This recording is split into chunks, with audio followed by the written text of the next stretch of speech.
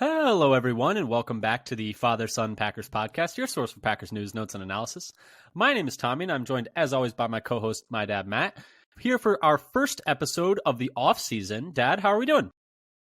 All right, we're going into deep dives of background, review, analysis.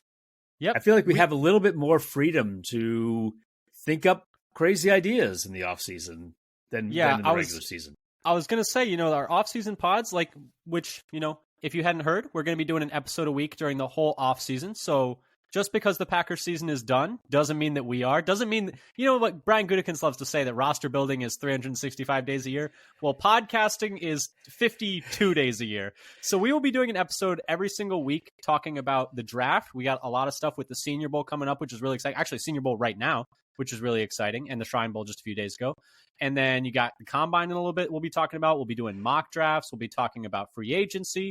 And today, Dad, we'll be talking about coaching hires because our plan originally was to be talking about the interviewees that the Packers had coming in. We were like, we'll talk a little bit about Christian Parker. We'll talk a little bit about... We're going to compare the whatever 6 interviewees or however many it was at the time. It's like, good thing we were a little bit slow getting that one started. Yeah, I was going to say, we'll talk a little bit about Zachary Orr, talk a little bit about Denard Wilson. Nope. Good thing we delayed this. We were originally going to record yesterday, but the Packers, Dad, in a out-of-nowhere move, hire former now Boston College head coach Jeff Hafley as their new defensive coordinator. This was originally reported by Pete Thamel of ESPN. Has now officially been announced by the team as well. So welcome, Jeff Hafley, to being the defensive coordinator. The official team announcement has come out. The official team announcement is out as well. Matt LaFleur has a quote on it as well. But Dad, so we had to throw out what we had already been working on and work on an entirely new podcast. I was in the middle of working on that previous version of this podcast when you texted. Was like, what? Who?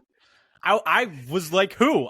Because this was not one of the 6 people that we had heard the Packers were interviewing. And, probably because the 6 that we had heard of were all professional level coaches. And I'd imagine, a college head coach probably wants to keep it on the down low that they're, looking for other work. Apparently with all the NIL stuff and the transfer portal, college head coaching has just become even more work than it was before. And it's just nonstop go, go, go. But Dad, every year you have to re-recruit your entire team.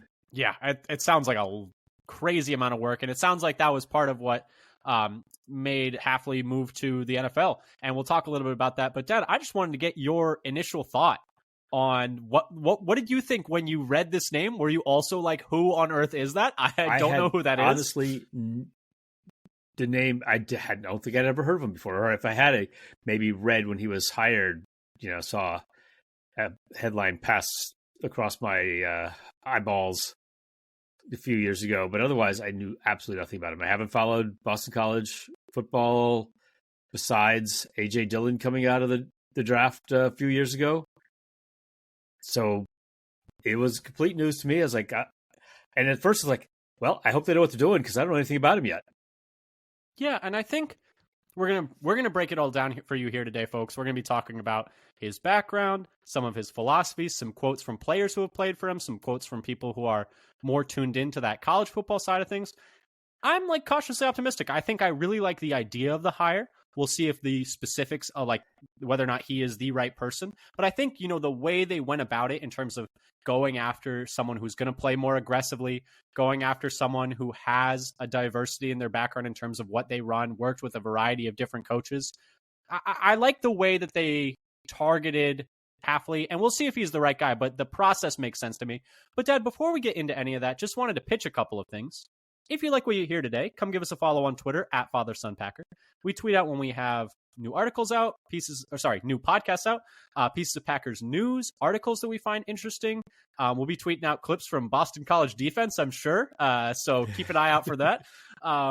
Et cetera, stuff from other Packers content creators whose work we really enjoy, just one-stop shopping for everything Titletown. And then subscribe to us on your podcast platform of choice, whether that's Apple Podcasts, Google Podcasts, Spotify.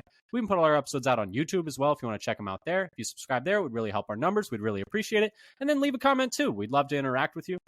We try and get back to those as quickly as we can. Sometimes we're a little slow on them, but we will get back to you. But Dad, let's start talking about Packers' new defensive coordinator, Jeff Hafley.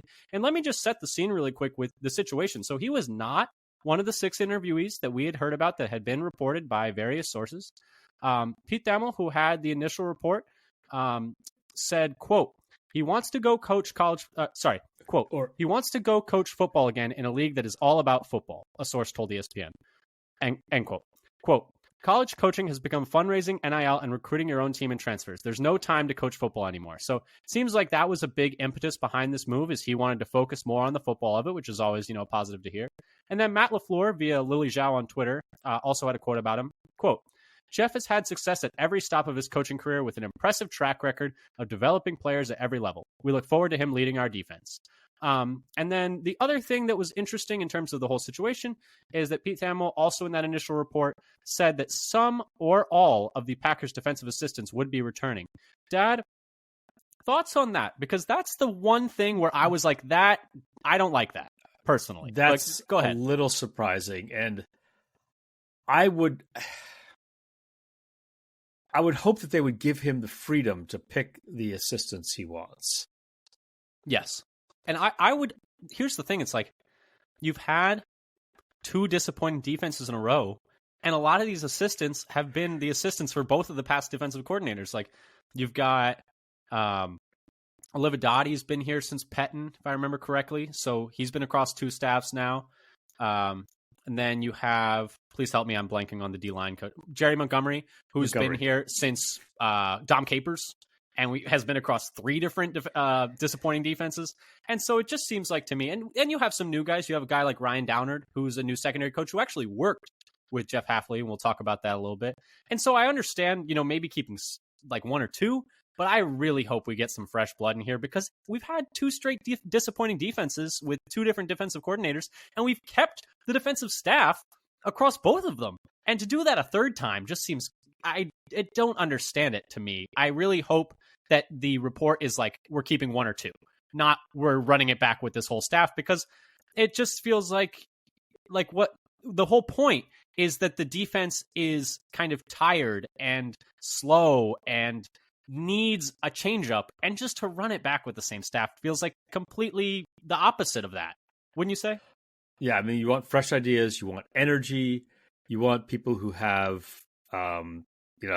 maybe a whole different mindset across the entire room. And this whole kind of forced arranged marriage, whatever you want to call it, that, you kind of pushed it down a level, was LaFleur and Pettin didn't work out. Why would you kind of repeat that same idea at the next level down? Yeah, that's a really good point. You already decided you didn't like it. Yeah, and I hope that they let him make the call on this. If he wants to keep certain guys, that's fine. But let him make that call. Like, that's the big thing. It's like, he should be full autonomy over the defense. Like, otherwise, why did you hire him? If, like, you're going to have to... Unless you hire him because you want to have your, control over it again, which is just a foolish notion. Like because he didn't want to do that. That was the whole point of firing Barry, him being Matt LaFleur. Like, so, we'll see. Yeah. So I don't want to overreact to that. And I want LaFleur to have, his focus on the offense. Yeah, exactly. And I don't want to overreact to, like, one report that said some or all of the assistants might stay. Like, that's a pretty, that's couched like 3 different ways. So I'm not going to overreact to it. But I do hope that they make some different moves at those defensive assistant spots. Dad, anything else on that? I have some pretty interesting and pretty, you've seen some quotes from people around him. And I found one about that he had said a couple of years ago, but that speaks a little bit to his philosophy, I think. Yeah, so I just wanted to talk about some quotes of players who have played for him, or people who are more tapped into the college football circuit, and some stuff that's, pretty positive and stuff that got me kind of excited. The first one's from Richard Sherman. This is per Garrett Stepien on Twitter. The quote is from, I believe, 2018. Richard Sherman played for him in 2018 with San Francisco. Quote, his preparation is some of the best I've seen. I've had some great defensive back coaches, great defensive coaches, great defensive minds, and he's right up there, end quote. Getting that kind of endorsement from a guy like Richard Sherman, who knows defense and who's pretty much his entire career was just based on being the smartest defensive back on the field, because like he was big, but he was kind of athletically limited. For him to say he was very fast anyway. Yes, I guess that's a better way of saying it. But he had to be very spot on with his technique. He had to be a true technician to be as good as he was. And the fact that he considers like Hafley to be someone who like he considers to be on that tier of defensive mind for a guy who like has worked with Pete Carroll, Dan Quinn, et cetera, et cetera, et cetera. To have him in that same tier is, that's pretty high praise. Beyond that, Mike Golick Jr., this was a quote about, and I promise he said it in a good way. This is a quote about Jeff Hafley's defense. Quote, chaos around the line of scrimmage when I think of Jeff Hafley. And not in a bad way. Not in a, we don't know what we're doing, but more in a... We know we're doing chaos. I think that's sort of the old school, it's a good thing mentality. Chaos yes. Around the line of scrimmage. Which I would love to see. I mean, we talked about, I think we talked to you and I, not during the podcast, about Mike Zimmer, how he'd always have those mugged up A-gap looks. And I don't think that's something that Hafley does necessarily, but making the quarterback think and making the quarterback make decisions based on looks that you're presenting. I really would love a defense that dictates the offense and doesn't just react. That would be so nice, wouldn't it? Yeah, because when you're reacting, you're always a half step behind. Exactly. And he has some interesting stuff about press coverage and why he thinks that's a good thing. But I just wanted to add one more quote here, and then I'll throw over to you. But this is Eric Eager of PFF, and he tweeted this out actually after the hire was announced. Quote, one of the first things Jeff Hafley did when he got the Boston College job was stop by the offices, the PFF offices, in Cincinnati to see how we could help his staff better prepare for games using data, end quote. I love that. Oh, it was the PFF office. I was wondering what that Cincinnati office was when you wrote it in there. Yeah, I love a coach. We love a coach who actually understands the data and makes informed decisions based on it, don't we? Yes, because the whole point of the data is you're trying to do the things that make you most likely to succeed. You analyze the data. This works this is the thing that works more often, or in this situation, whatever the combination of data is, and you do it because it works more. It's that simple. And so people who are open to doing it for that reason just makes sense. And I think it also shows like people who are willing to go outside of their area of expertise and ask people for help and ask people for information where they're not as sure about. I think that's always a green flag, in my opinion, where it's like he's not so up his own you-know-what that he's like, oh, like, I'm just going to do my thing. Like, I know like what I'm doing. He's willing to go out and ask for other outside opinions, which I think massive green flag right there, at least. You had a quote as well, though? Every industry is littered with failures from people who think because they're good at one thing, they know the most about everything. And they fail over and over and over again. Yeah. So it's good to talk to people for new ideas and who know something that maybe you don't, to learn how to do it. And I found a little thing in an article I was reading about when I was trying to find out how the Boston College defenses had been doing the last few years. I found this preseason article from 2022. And there's a quote from him that I think gives a little insight into his philosophy on his defense. So what he says, the best coaches I've been around, they let you coach, Hafley said. Even if it's a position group, the best coaches are the ones that let you coach.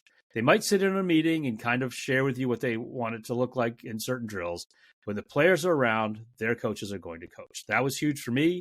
And I think my job as a head coach, which I learned and probably didn't realize, was to let those coaches grow and develop. So some of it is giving input, giving the kind of, I think in this case, it'll be the position coaches rather than coordinators, some autonomy to run things with the players once he's given, let them know how he'd like things to be.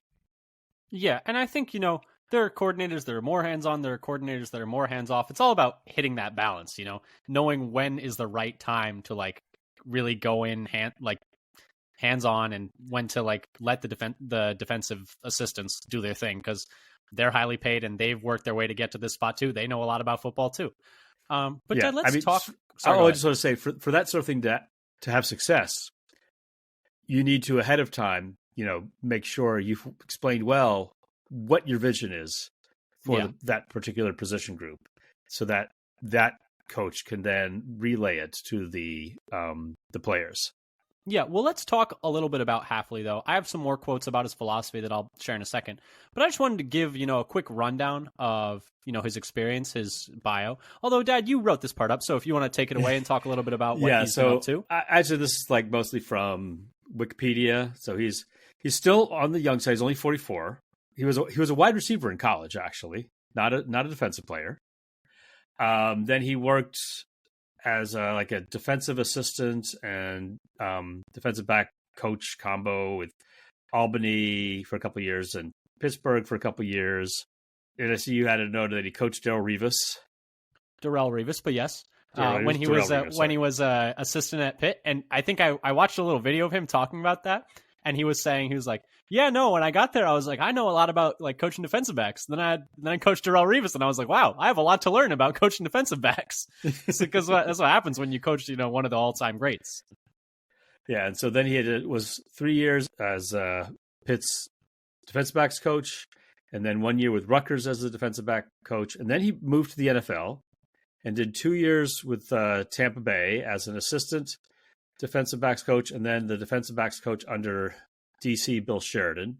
Yeah, it sounds like that was something where Greg Schiano brought him with him, because Greg Schiano was the Rutgers coach, I believe, and then got that Tampa Bay job straight off of Rutgers, if I remember correctly.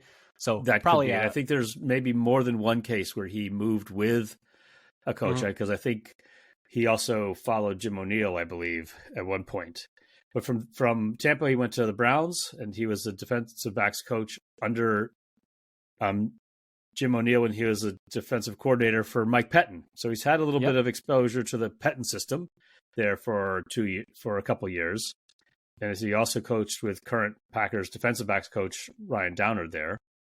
And from there... And Mike Pettin, actually, I read a little article. This was written when he took the Ohio State job, when Hafley took the Ohio State job, that is. He was talking about how he thought that he was like an excellent communicator and really knew his stuff, and that, Ohio State was going to love him, essentially. Like, pretty much glowing that was a quote praise from Pettin. Yeah, glowing from Pettin on Hafley. Glowing praise from him, talking about when he was taking the Ohio State job. So I just wanted to toss that in there. Right. And so from there, he moved to San Francisco. He spent 3 years, 2016 to 2018, as the defensive backs coach under two different defensive coordinators. Still Jim O'Neill for a year, and then Robert Saleh for 2 years. And was the only coach that Shanahan kept from Chip Kelly's staff when Shanahan got there. And then so from his experience there at San Francisco, he got the job as kind of co-defensive coordinator, defensive backs coach at Ohio State, with Greg Mattinson running a 4-3 system. So he's gone for like some 3-4 system, some 4-3 system, and then from Ohio State, where he was partially in charge of an elite college defense. He parlayed that into a head coaching gig at Boston College, where he's mostly played what looks like a 4-3 as base when they're in base. Yeah, and a lot of people will say, the base doesn't really matter. You're only in base like 20% of downs these days. It's mostly nickel anyway, which might as well be the same. But to me, I'm like, 20% of downs is still 1 out of 5. Like, that's still a pretty big chunk, like, to me. So it's like, it's multiple times a series, you're going to be playing base, and those downs matter a lot. And to me, I think a lot of it matters with the base. Probably matters a lot in the run game, those early downs, and when you're trying to keep them set up for unfavorable second and third down situations. Yeah. So to me, I have a couple more quotes on his philosophy, and he essentially talks about. This was an interview with Adam Brenneman. Talks about, being more of a middle closed defense, safety middle of the field. So a lot of, like single high safety with a 4 down front. But he did also acknowledge that, the NFL is almost a different sport than college. But per Derek Carragher, who's using PFF data on Twitter, Boston College played with a single high safety on 43.1% of plays last season, which is the 5th most in the FBS. So a lot of single high safety. He prefers a 4 down front, it seems, when he's a defensive coordinator, or at least while he's a defensive coordinator in college. He actually talked a little bit. I thought it was kind of interesting. He was like, yeah, in college, you really have to guard against the quarterback run game more than the pros. And that's why and he was talking about, he's like, yeah, so a lot of people will play, too high there to do that. And he's like, we prefer more of like a 4 down front. It was interesting to talk about. We retweeted that interview. So if you want to go check it out, go check out @FatherSonPacker on Twitter.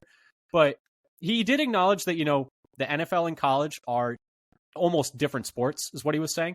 So in some ways, just keep that in mind while we're talking about later his like preferences of how he ran his systems in college. And maybe he might be like, hey, that worked in college, we might do something different in the NFL. But he does have a varied background. I just want to talk a little bit about 4-3 defense versus like 3-4 and base. I personally would prefer to see the Packers run a 4-3 base. I feel like the way, when you look at it, how important attacking the middle of the field is for offenses, and the way that creates yards after catch opportunities and explosive play opportunities when offenses target the middle of the field, and the ability to have just like 3 linebackers there in the middle of the field in a base coverage just makes more sense to me in modern offenses.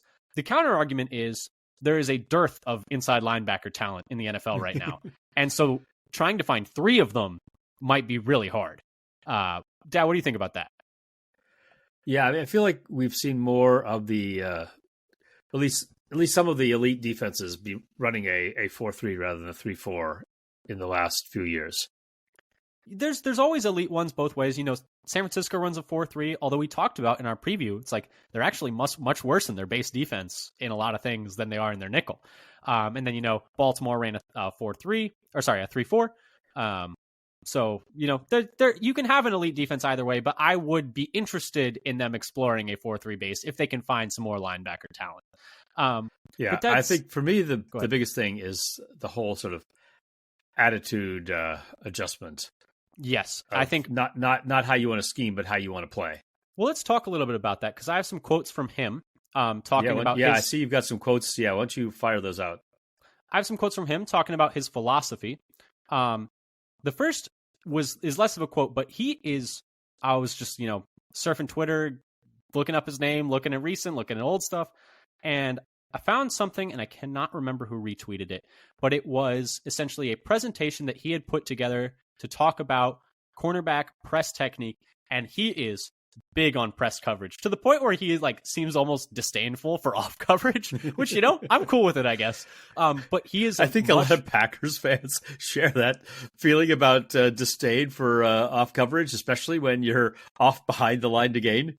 Yeah, me too. But so he is, and the detail that he had in this, the slides in the presentation talking about, the specifics of the footwork, and talking about, having your eyes not looking at the hips of the receiver, but looking at the numbers, because if you're looking at the hips, it'll cause you to shoot up out of your stance too much when you stand up. So he is clearly very detail oriented and very passionate about press coverage. So Packers fans like me and like you, who have been just out of their mind watching essentially just defenses give up the quick outs or the quick ins just on third and 3, having guys 8 yards off, hopefully, I guess we'll see, but it seems like that we're going in the opposite direction of that, which is good. And I know Dusty Evely was talking about on Twitter, he was already looking at some of the Boston College defensive tape. He's a great follow, by the way, at Dusty Evely on Twitter. He was talking about, he's like, they don't play, they're not exclusively man, but even the zone that they played at Boston College, they were triggering downhill very quickly and aggressively triggering downhill. And I would love to see it, because that feels like an awesome change of pace from what we've had to watch the last 3-4 years. Yeah, the other thing I really like about some of those quotes, and we had been talking a little bit about kind of what we were looking for, and I'd mentioned that I really want somebody who can teach players how to get better. And it sounds like the attention to detail, and not glossing over, oh, do it, go do it, kind of attitude. Go press them. Just go get your hands on them. Just go do it. What's the matter? Just go. Just. I told you how to do it. Just do it. But somebody who's actually explained what the and he was. It was really interesting. He was talking about the benefit. One of the big benefits of press coverage in his mind was you make the receiver declare what route they're going to run, because if you press them and they're running an in-breaking route, they have to fight for inside leverage. So you kind of know they're only going to run a specific subset of routes, or if they fight for outside leverage, they're running a go or a quick comeback. And so that was what he was talking about, why he thinks press coverage is so good. And then I also just have some quotes from just general mentality stuff that he was talking about. This was a clip of kind of behind the scenes of an Ohio State practice. So a few years ago now, but the 2 quotes I liked was, the first was, quote, "You take the field with an attitude to let them know what's coming all day long." And this was in a speech when the guys, I guess, were not showing quite enough intensity for him, which, hey, thumbs up on that one. And then the other was, quote, everyone should be flying around to the football. It's inexcusable if they're not. I love it. We love to hear it. I love that. That's awesome. But so those are a couple quotes from him about his philosophy. And, it just seems like a left, like a turn the other way from what Barry had good moments, but I think overall you'd say it was disappointing and too passive. This definitely does not seem like it's going to be too passive, at least on its face. Yeah. It seemed like fundamentally Barry's defense was let's just not get beat for the big play. Don't get beat over your head, even if you have to back up to the heels on the back of the end zone, kind of, at least how it felt some plays for Packers fans. Oh, yeah, for sure. We're going to talk a little bit about his defenses in college and when he was an assistant. But one more general thing, Dad, I think you had a quote about, some situational stuff that he mentioned in an interview. It's due to everybody. So in terms of how the team plays, it's about what coverages we're playing and if we're going to load the box or play with two safeties deep. We ask if we're going to pressure or not going to pressure. So I think it's a combination of everything. We mix up a bunch of things schematically and we have some stuff that's new. We're starting to use that a little bit more for those situations. And I think it's coaching and cleaning up all three levels from the line to the linebackers and to the secondary. So this was in that preseason interview from 2022 from, I think it was bceagles.com or something like that. But this whole notion of being flexible with how you want to play, being prepared to use different schemes, different techniques, different style, and make sure that everybody is on board from all three levels. I like how you're looking for communication, synergy between different groups, and being able to play with different styles. 100%. And well, let's start talking about, how he looked in those defenses, because like you were saying, ability to play in different styles. And we're just going to go through really quick and do a brief analysis on his time as an NFL assistant and then as a defensive coordinator and head coach at the college level. So I'm starting with the defensive assistant. We're just going to kind of go chronologically, and we're going to start with his time in Tampa. And I just want to preface all of this for me, there are three things that I was looking for in a defensive coordinator. And any defensive coordinator candidate to me had to check these three boxes that I felt were more objective. And it probably could have added a few more, like is a good communicator, is a good teacher, is good with the players. Those are kind of harder to quantify. So for me, it has had a good defense in the past, which we'll talk about here. He's had a few, so that's a check. Has a diverse background and is willing to run multiple things. To me, this is like even the best defenses that only run one thing. I think about, Brandon Staley's Rams in 2020 that only ran cover two, got shredded by us in the playoffs. The Browns this year only really ran, we're one of the most homogenous defenses that you'll ever see, but we're one of the best defenses of all time by a ton of metrics, EPA per play, DVOA, et cetera, et cetera.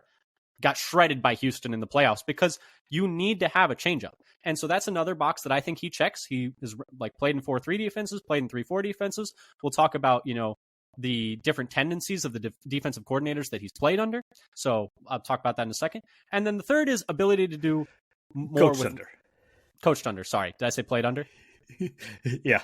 Okay. Coached under. Same idea, and then the third one was the ability to do more with less. And so to me, it's okay, yeah, any defensive coordinator can coach a group of Hall of Famers to a top 5 defense. That's not that impressive to me. And so I'll talk a little bit about how I'm quantifying that, but might as well get into it. So I'm going to start with Tampa in 2013, where he was the defensive backs coach. He was the defensive backs assistant in 2012, but he has less of input on the defense at that point. So I'm not really going to look at that one too much. So first I'm looking at results versus defensive investment. So what I'm looking at here is per over the cap in 2013, Tampa Bay led the league in spending on corners and was 4th in spending on safeties. So a ton of investment in that secondary room for a first-year NFL defensive backs coach to, take advantage of. And to be fair, this is his first really big job at the NFL level. In terms of results, not great. They were 18th in coverage grade per PFF, 25th in EPA per dropback, although that is not just about the secondary. That a lot of that has to do with the pass rush as well. And then 23rd in dropback success rate. When you look at before and after, there is something there. So per PFF coverage grade, the year before that, in 2012, before he was the defensive backs coach, they were 14th in coverage grade. The year with him, they were 18th in PFF coverage grade. And then the year after he left, they were 25th. So they got worse after he left. And there is that. So there's clearly, they lost something when he was not there anymore the next year. Moving on to Cleveland. In 2014, he was the defensive backs coach there, like we talked about. They were 5th in spending on corners and 19th in spending on safeties. And they were the first graded coverage unit in the league per PFF, number 1 with a bullet. So that's great. They were 4th in EPA per dropback and 6th in dropback success rate. So there, yes, you are getting more than you're paying for at that point. You are paying for like a top, 10-ish defense, and you're getting a top 5 defense. That's awesome. 2015, they were 3rd in spending on corners, still with Cleveland, that is, and 9th in spending on safeties, and they take a step back. 22nd in coverage grade, 31st EPA per dropback, 24th in dropback success rate. When you look at before and after, that's a big drop off. That's not good. That's really bad. Did you see any kind of like, I didn't look at how he did there, whether they had some like injuries, or, players that they invested in, actually they didn't get much out of because they missed time or something like that. Based on the spending, I think it was a very similar roster. I did not check the injury, time missed. That's a good idea. But I will say it makes you feel a little better when you look at the surrounding years. So before he got there, they were 22nd in coverage grade, and then they were 1st and 22nd while he was there, and then the year after he left, they went down to 28th. So he got, sandwiched between 2 bad years. He got one really, really good year and then 1 bad year as well. So there is that. Next year's, he was 2016 to 2018 with San Francisco. Now, these, I think, are probably his weakest years as an assistant. Once again, he's the defensive backs coach. 2016, they were 24th in spending on corners and 16th in spending on safeties. 25th in coverage grade per PFF, 28th in EPA per dropback, 21st in dropback success rate. Not exactly getting more with less. You're pretty much getting less with less right there, but a little bit less, depending on which one of those metrics you go with. Yeah, and to me, coverage grade is the biggest one there because that is directly his responsibility. Whereas EPA per dropback and dropback success rate also has to do with defensive line play, linebacker play. But coverage grade is as like soloed out away from that other stuff as we can, as siloed out away, I guess is what I should say. Yeah, you'd have to spend a little more time like extracting the coverage by linebackers. Oh yeah, for example, to really parse that out in a finer detail. Yeah, 2017, still the defensive backs coach, but with a new defensive coordinator this time. Robert Saleh comes to town. He is the only coach that Kyle Shanahan kept on, Hafley. So that's interesting. 27th in spending on corners, 17th in spending on safeties, 26th in coverage grade per PFF, and then 24th in EPA per dropback and 28th in dropback success rate. Once again, kind of getting you're getting what you paid for in some ways, but you're not elevating like the lower levels of talent there. Next year in 2018, they were 12th in spending on corners, 31st in spending on safeties. They bring in Richard Sherman. 32nd in coverage grade, and it's by a big margin. This is probably the biggest blemish on his resume, I would say. The gap between them at 32 and 31, and to be fair, if your counter argument is, PFF coverage grades, it's a little subjective, it's not perfect, totally fine, but it's just another piece of data. But they were 32nd by a really big margin. The gap between them and 31 was as big as the gap between 31 and 22. It's not what you want to say. So I would say that year 2018 in San Francisco is the big blemish on his resume. And the fact that the year after he left, they went from dead last in coverage grade for PFF to first with a bullet. They were number 1. And yes, they made some improvements roster-wise. Richard Sherman had been coming off that injury. So he had back. Like the Achilles injury, Actually, I think. Yeah, right? dumb thing about maybe he did not even play for them in 2018. I have to double check that. Yeah, so that's one where I think they had a lost year. There are surrounding factors as to why they improved that much in 2019 and 2018, besides just the fact that he left. And there are surrounding factors on the other ones as opposed to like why they might have gotten worse after he left or why they got better when he got there. There's always other factors and stuff, but we're just trying to give you a picture. I think you might be onto something that the year they actually added Richard Sherman for practical reasons, in terms of recovery from injury, was right after he left, rather than when his last year there. Yeah, but then going from 32nd to first and immediately going to a Super Bowl, not bad. In terms of those defensive types that he coached under at that time, like you mentioned, he coached under Bill Sheridan in Tampa. They ran a 4-3. I couldn't find the numbers on like aggressiveness, but according to an article on BucksNation.com from 2014, Sheridan had 2 seasons of endless blitzes, end quote. So a very aggressive defensive coordinator there who was really throwing the kitchen sink. And then, under Mike Pettin as the 3-4, we all know Mike Pettin, kind of some struggles against the runs. He would send an extra blitzer occasionally, but he wouldn't send like 5 rushers. He would just drop like a pass rusher out and then send a guy from the other side and overload a side. So he was always sending 4, but it was usually not the 4 you would expect. So there's some differences there. Jim O'Neill in San Francisco, who he was also under in Cleveland, also, struggled against the run, but it's also, it's a Mike Pettin disciple, but also ran 3-4. And then Robert Saleh ran a 4-3. They were the bottom 3rd in the league in blitz rate, though. They did not blitz much at all.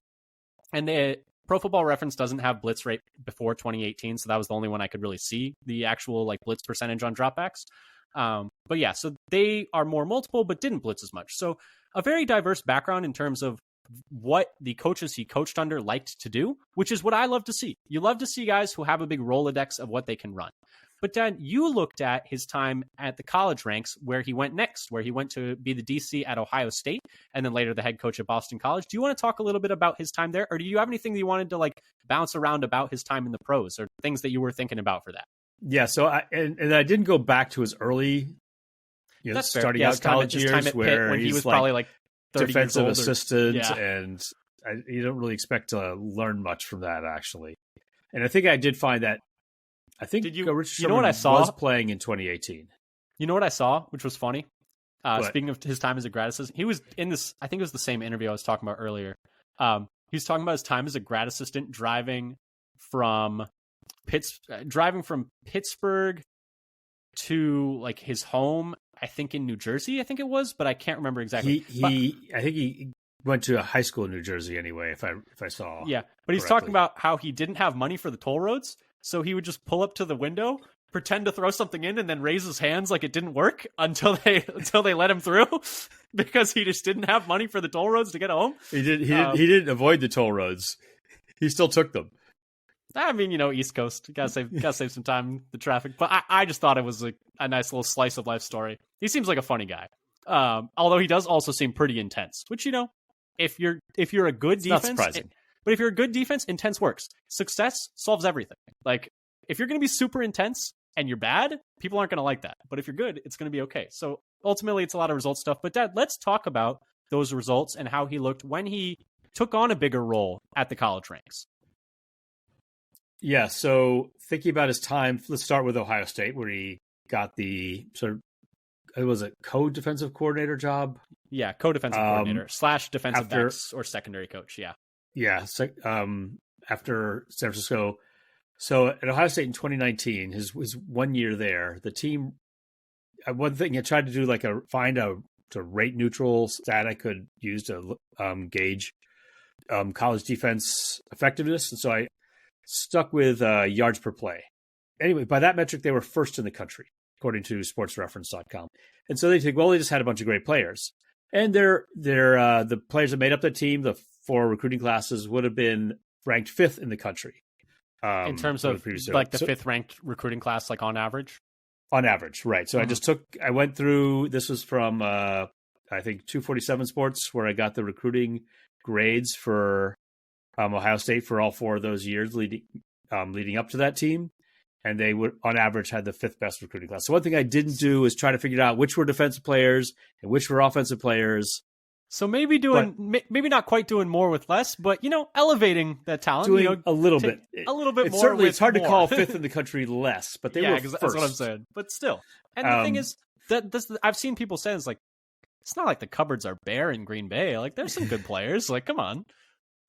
Yeah, and so beyond that, it's kind of before he was there, Ohio State was 42nd among just Power 5 teams. In yards per play given up. And then the year after he left, they were 45th in 2020 in yards per play given up. And you see a similar thing with PFF and PFF grades. So in 2019, PFF grades, they were first in overall defensive grade, first in run D, first in coverage, first in pass rush. Their one blemish was they were a lowly 5th in tackling. And this is amongst Power 5 schools? This is amongst just the Power 5 schools. So I'm doing this to try to control a little bit for competition.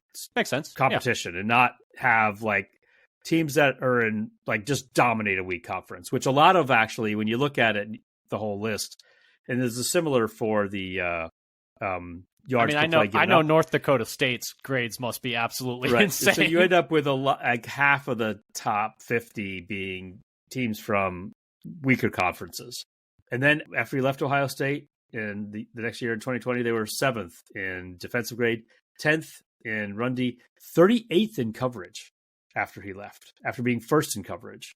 Yep. And they're still first in pass rush and 39th in tackling. So they went down, especially in the coverage after he left. It's interesting. And a pessimist would say, they lost Jeff Okudah, like they lost a top 3 corner in the draft. Of course, they're going to get Or an optimist could say that he was the reason why Jeff Okudah looked so good and got to be the number 3 pick in the draft that year. Also a very good point. Him and Chase Young, both top 5 picks, but also both top 5 picks, you could say, because of the defense that Hafley put together. And I think this next part, when you start talking about Boston College, is where I think some of the more with less stuff comes in, because a lot of people are sure hearing all this is like, you can win at Ohio State. Yeah, I'm not hearing the more with less. I'm hearing he had an awesome recruiting class and he put out a great defense. You had to play with the number 5 recruiting class on average in the country. Yeah, it's like 14 of the 22 starters on Ohio State, I think that year made the NFL at some capacity. It's that team should probably be pretty good.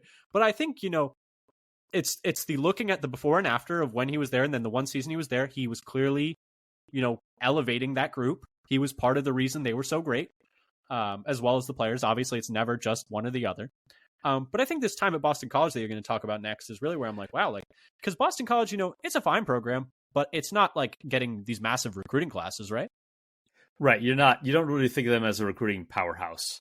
So just to go over that, where to have their average recruiting rank just among the Power 5 schools was 55th in the country for the years that include when he's there. So his first year actually included the 3 years before he got there. So the entire team, the players he has, makeup was those 4 recruiting classes, and did it for every year that he was there.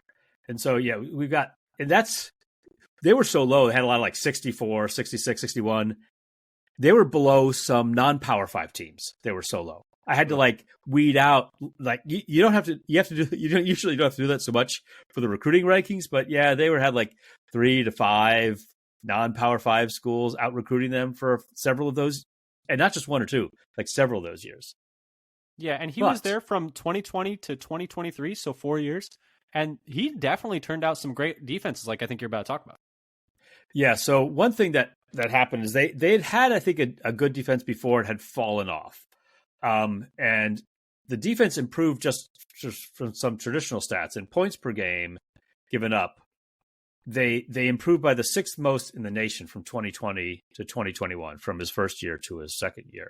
And that 2-year improvement from the year before he got there to his second year, that was in total defense, that was second best in the country. And thinking about performance versus expectation, they weren't always great, but they're outperforming the recruiting. So thinking about kind of the parallel to outperforming your salary cap and draft capital investments on the NFL level. So they were in yards per play, they were 45th amongst Power 5 teams, and while they were 55th in recruiting rankings. And let's see, in 2020, but there was a little bit up and down. So when he first gets there in 2020, they're 53rd out of 69 Power 5 teams in yards per play. And then in 2021, they jump all the way up to 31st in yards per play. And their 4-year recruiting rank average at that point is only 57th in the country. So they're way outperforming their recruiting investment, you might say, at that point. And then they start to take a little bit of step back. 2022 is a small step back. They're still 42nd, which is still a lot better than when before he got there.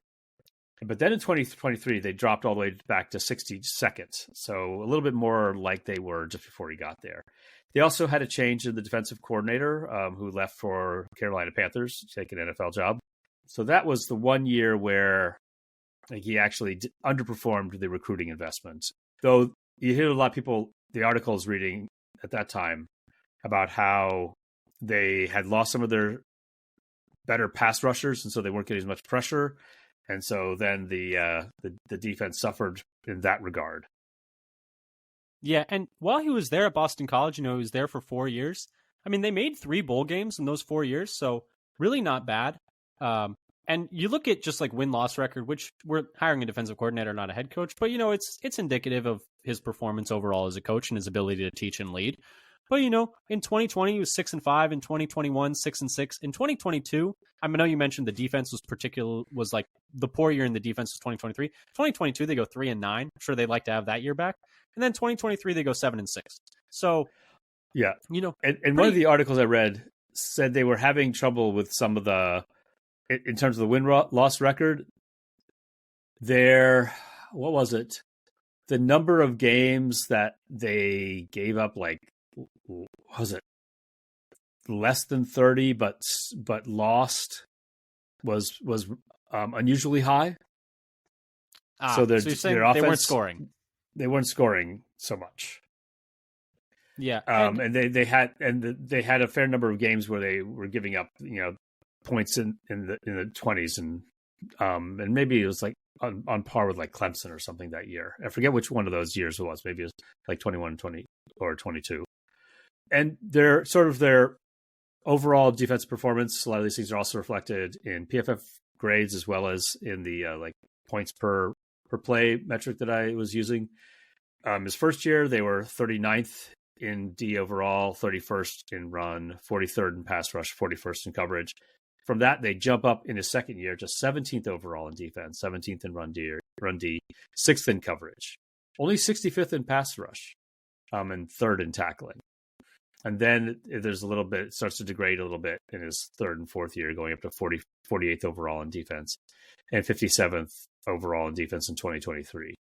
And the coverage grades also drop off in those last couple of years. So one thing I want to talk about overall in terms of, so the trends overall while he was there is the defense got significantly better in his first couple of years, then started to get noticeably worse in his last 2 years compared to his first two. Another way to measure it is looking for points per drive, which we talk about a lot at the NFL level. And I was able to get this data from The Athletic, which I had to pull from a few different articles, try to get it for each year he was there. In 2020, they were 84th in stop percentage and 81st in points per drive in his first year in 2020. That improved to 50th in stop rate and 50th in points per drive in 2021. But then in 2022, they dropped to 102nd in stop rate and 97th in points per drive. And we're only 89th in stop rate and 103rd in points per drive in 2023. And so some of this... Can you remind me what the trend in recruiting classes look like? I was just curious, does that follow their trend in recruiting classes? Are the recruiting classes getting worse over the years as well? Or his worst recruiting classes were in the beginning. Okay. His best so it's two not just recruiting that classes the players were yeah, his best two recruiting classes were actually 2021 and 2022. And then it got worse again in 2023. So his 2023 recruiting class was significantly worse than 2021 and 2022. Yeah, but that doesn't matter because those players, they're not playing until usually. You figure in their freshman year, they're not contributing as much. Yeah. But, it is something where it's like, okay, does the message get stale, maybe? Or you mentioned they lost their defensive coordinator this last year to the Panthers to take to take a professional like NFL assistant job. So there are always, other factors, but I do think that is interesting. And, maybe another blemish where it's like, hey, initially it's going good, but, maybe the message gets a little stale over time. I guess we will see. Dad, anything else you wanted to throw in about his time at the college ranks? Well, I would say overall, he definitely, teams got better when he got there than they had been before in a number of different metrics on the defensive side. We don't yet know how they did after he left. It's true. Maybe they'll be really bad next year, and we'll be like, "Oh, Hafley was really holding that thing together." But I guess we just won't know. We'll see. One of the things I had seen when you first were thinking like quotes about what people are saying about the candidates when we were looking at differences, like, oh, a lot of what people are saying on Twitter about him right now, who are Boston College fans, I couldn't repeat on a. Here's the thing. So I was family actually going to friendly mention. podcast. I was going to mention that I was going on Reddit, which is but is good for gauging, I think, crowd sentiment. And I was looking at the college football post about Hafley leaving Boston College and going to the Packers, and the difference in attitude around him from Ohio State fans and Boston College fans is really funny, because Ohio State fans are like, wow, what a good hire. It took years for us to find someone to replace him after he left. And the Boston College people are like, good riddance. Get this guy out of here. So can we fire him already? Yeah, they were like, how did you give up 7 touchdowns in 7 straight possessions against Louisville? Like, my goodness. So, there's a glass half empty, glass half full version there. But Ohio State people are like, this is the guy. And that was his last defensive coordinator job. So, and I think Zach Cruz, who caught a lot of heat for this, was talking about how the parallels essentially between Brandon Staley and Hafley, about how, they had one like awesome year as a defensive coordinator and then became a head coach with, I would say, Hafley had more success as a head coach than Staley did, for sure. But became a head coach for 3 years and are now going back to being a defensive coordinator. And we will see if that 1 year as a defensive coordinator was, this is who they are as a DC. And then, maybe they're not quite as good a head coach as they were a DC. Or we'll see if, maybe that 1 year was being heavily propped up by talent, whether it's Staley with Ramsey and Donald or Hafley with, Okudah and Chase Young. I guess we will see. But Dad, as we're wrapping up here, I think let's just start talking about our final thoughts and maybe riff for a little bit. Overall, after talking it through, talking about his time in the pros, talking about his time in college, doing all that research, how are you feeling about this hire?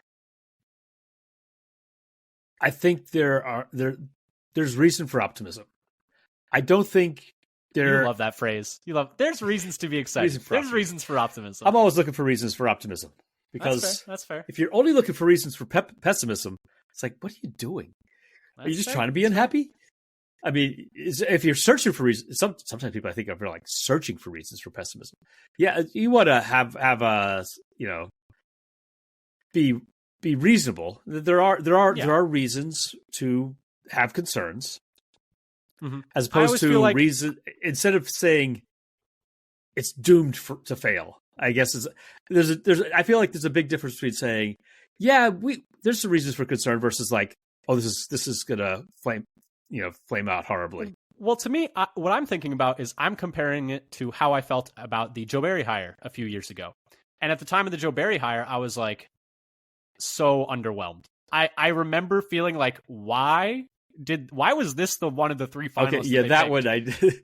But you remember, I was not full optimistic about that one. That's what I'm saying. It's like at the time you were like, and I obviously very low bar to clear, but if I'm comparing how I felt then, where I was like, wow, I can't believe that was one of the... I remember thinking, I can't believe he's one of the 3 finalists. And then the fact that he wasn't even the one they choose. Like, if you choose to believe that... I mean, that's been reported, that they wanted Leonard and then settled on Barry, but they could have had Evero.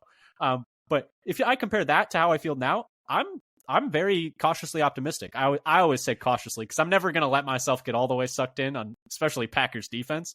But I'm cautiously optimistic. I think the process is sound. There were reports, and I know people were like, oh, he's LaFleur's friend. Like, he's doing this again. It's another Nepo hire. And Tom Silverstein reported that they, like, barely know each other. And, like, I don't think they know each other well. I think the tightest connection is, like, through Saleh.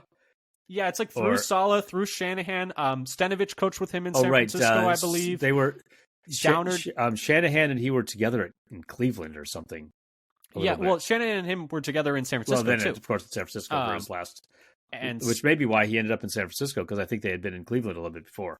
And Downard had coached with him, and there are connections on the staff, and he had coached under or with Mike LaFleur at one point. I can't remember where. So he's worked with Matt's brother as well. So that, like, they know each other, but like the idea that they're like these close friends and he's just hiring his buddy is just not true based on the reporting that we've seen since the hire. So yeah. I just wanted to put that out there. But when I'm thinking about the process in terms of like aggressive, gonna switch it up, has a lot of different a diverse background in terms of like football acumen and football ideas. Seems to be, from all like accounts, a good teacher of football. People listen to him. Seems really intense.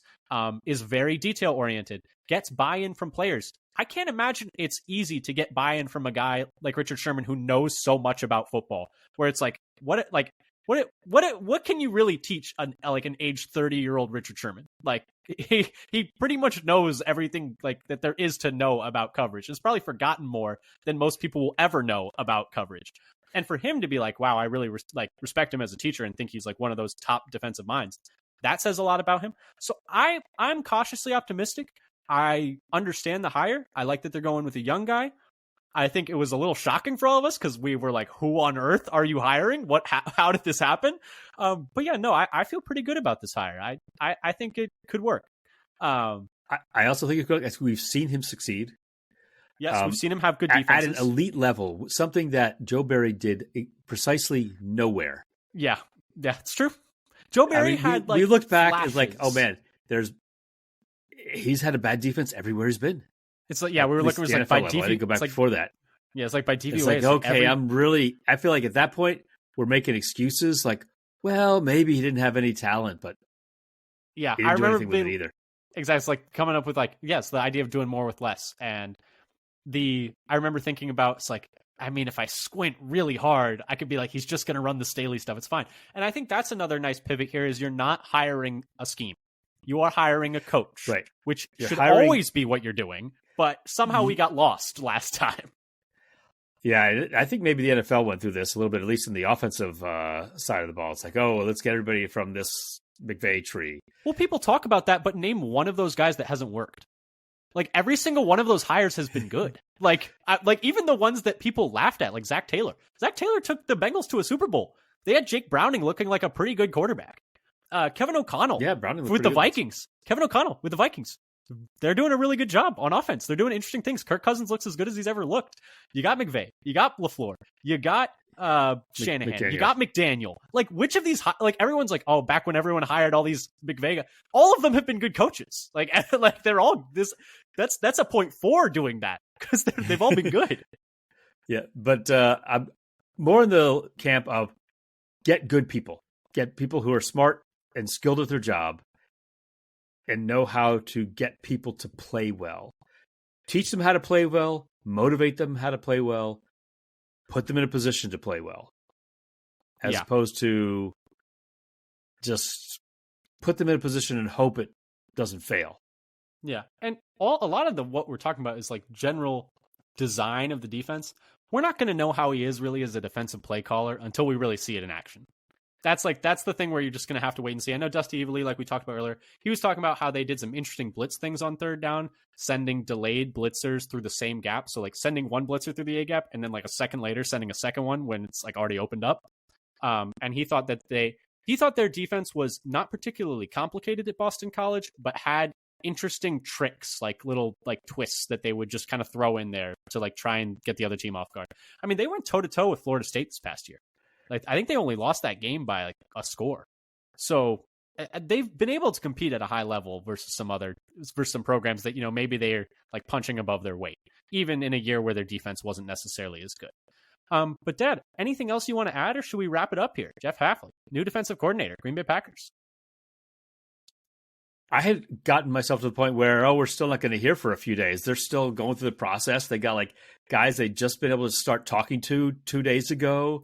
It's like they haven't even done staff, and they don't know how that's going to play out. And Evero is getting blocked from talking to them, and all kinds of like, okay, we're not going to know what's going on. I was like, McDonald's been hired by the Seahawks, and so he's going to take these like Baltimore guys with him. If we're going to hire him, we got to move quick. We moved quick.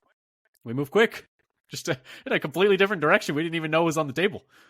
We went to a different plane. We were stuck thinking. Right. We were stuck thinking north, south, east, west. We walked out of the tarmac and got on a different plane. I was thinking about. We were talking about north, south, east, west, and we just went up. That's how I felt. I was like, oh, you go one of these 4 directions. Nope. Think again. But anyway, thank you so much for listening, everyone. This has been our breakdown of Jeff Hafley, new defensive coordinator for the Green Bay Packers. Very exciting times. A really important offseason for Green Bay. And you can follow along with us here. We'll be doing an episode a week, every single week, talking about coaching hires, talking about free agency, talking a lot about the draft with, Senior Bowls this week and the combines coming up. So come give us a follow on Twitter at FatherSonPacker. I'm going to be looking through a lot of Boston College defensive highlights, I guess, tonight. So that's what I'll be doing. And beyond that, come subscribe to us on your podcast platform of choice, whether that's Apple Podcasts, Google Podcasts, Spotify. But yeah, come subscribe to us, comment on those YouTube. We'll check those comments. We check those comments as fast as we can, as often as we can. But yeah, until next time, go Pack, go. Go Pack, go.